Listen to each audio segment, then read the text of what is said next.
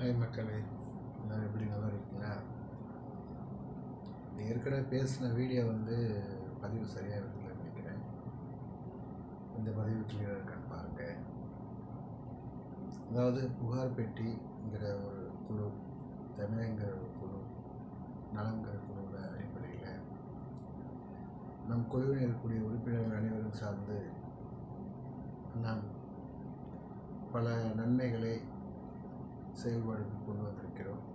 பல தேவைகளை, பல கொள்கைகளை, பல கோரிக்கைகளை நிறைவேற்றியிருக்கிறோம். அதை நாம் தான் செய்தோம் என்று பெருமைப்பட்டு அதை பதிவுகள் சொல்வது முறையில்லை. மொத்தத்தில் நம் மனிதர்களை நமக்கு தேவைகள் எல்லாமே சக்ஸஸ் ஆகணும், அது ரொம்ப முக்கியம். இப்போ நம்ம ஐபிபி பார்ட்டி அப்படிங்கிற பார்ட்டியை ஆரம்பிச்சிருக்கிறோம். இந்த பார்ட்டி அதாவது இந்திய தேசிய கட்சியாக ஆரம்பிச்சிருக்கிறோம். அதை அங்கீகாரம் செய்யறதுக்கான முயற்சிகள் பண்ணிக்கிட்டு இருக்கோம். இந்த கட்சியினுடைய முக்கிய அம்சம் என்னென்னா,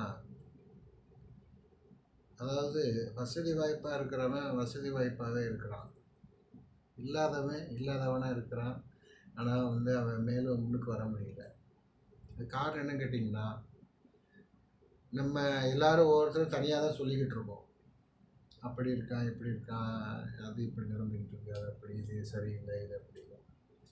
ஆனால் நான் பார்த்த வகையில் ஒவ்வொரு தனி மனிதர்களை சந்தித்த விதத்தில் பார்க்கும்போது எல்லா மனிதர்களுமே நல்லவங்க தான்.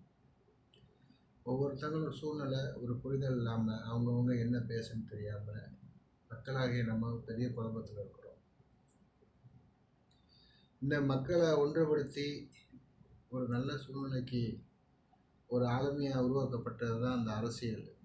இந்த அரசியல் இன்றைக்கி என்னென்னமோ நடந்துக்கிட்டு இருக்கு.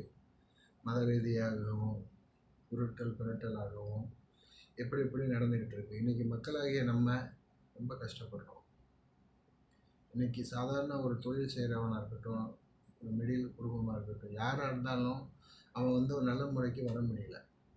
காரணம் என்னன்னு கேட்டிங்கன்னா, நம்ம நாட்டினுடைய அரசியலமைப்பு சட்டப்படி எல்லாமே இருக்குது, சரியான செயல்பாடுக்கு இல்லை, ஒரே குளறுபடியாக இருக்குது. யாரும் நிம்மதியான வாழ்க்கையாக வாழ்ந்துட்டு போக முடியல. அதனால் நம்மெல்லாம் பொறுத்திருந்தது போதும், எழுந்துருவோம் அப்படின்னு எழுந்து இந்த அரசியலமைப்பை ஒரு சாதாரண நான் ஒரு சாமானியன் தான். நான் ஒரு பெரிய பணம் உள்ளவனோ இல்லை ஒரு அரசியல் பணம் உள்ளவனோ எதுவுமே கிடையாது. ஒரு சாதாரண இருக்கக்கூடிய எனக்கு பின்புலமாக எல்லா நண்பர்களும் எல்லாருடைய ஆதரவுனாலையும் இந்த கட்சியை செயல்பாடு கொண்டு வருவதற்கான முயற்சிகள் பண்ணிகிட்ருக்கு. அதே மாதிரி திருச்சுழி தொகுதியில் வருகிற 2026 திருச்சுழி தொகுதியில் வேட்பாளராக நிற்கிறதுக்காக யோசனையில் இருக்கிறோம்.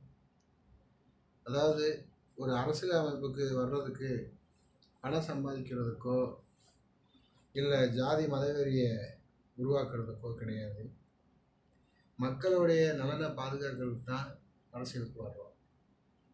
ஆனால் அரசியல் என்ன நடந்துக்கிட்டு இருக்கு, எல்லாமே குளறுபடியாக இருக்குது. எதுவுமே சொல்ல முடியாது. எல்லாமே லஞ்சம், ஊழல், எங்கே பார்த்தாலும் லஞ்சம், பேசுகிறதெல்லாம் பொய், எதுவுமே உண்மை கிடையாது. எல்லாமே பொய் தான் நடந்துக்கிட்டு இருக்கு. அதனால் நம்ம அரசியல் அமைப்பு சட்டத்துப்படி ஜனநாயகங்கிற அடிப்படையில் மக்களில் ஒருவனாக நான் வியாசுங்கிற நான் ஒரு மதம் முக்கியமில்லை,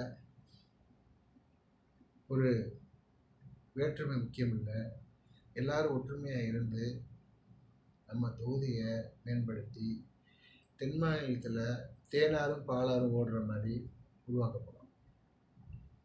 இதில் நான் ஒரு சாதாரண ஒரு வேட்பாளராக நின்று ஒரு எளிமையான ஒரு எம்எல்ஏவாக இருந்து நான் என்னுடைய எம்எல்ஏ சம்பளத்தை கூட அந்த தொகுதி மக்களுக்கே செலவிட்டு அடிப்படை வசதியாக இருக்கக்கூடிய குடிநீர் பிரச்சனை இருக்குது. இந்த குடிநீர் பிரச்சனையை எனக்கு தெரிஞ்சு எனக்கு முன்னாடி இருந்து யாருமே இன்னும் தமிழ்நாட்டில் ஒழுங்குபடுத்த கிடையாது. அதுக்கான ஒரு இணைப்பு கிடையாது. அதை எப்படி செயல்படுறது கோரிக்கை யாருமே ஃபாலோ பண்ண கிடையாது. எல்லாமே வீண் விரயமாக 1000 ரூபாவும் பொங்கலுக்கு கரும்பும் இப்படி தான் ஓடிக்கிட்டு இருக்கு. அதனால் வந்து மக்களாகிய நம்ம விழிப்புணர்வு ரொம்ப தேவை இருக்குது. அதனால் அந்த தொகுதியில் வந்து நான் நிற்கிறேன். எல்லோரும் எனக்கு வாய்ப்பு கொடுங்க.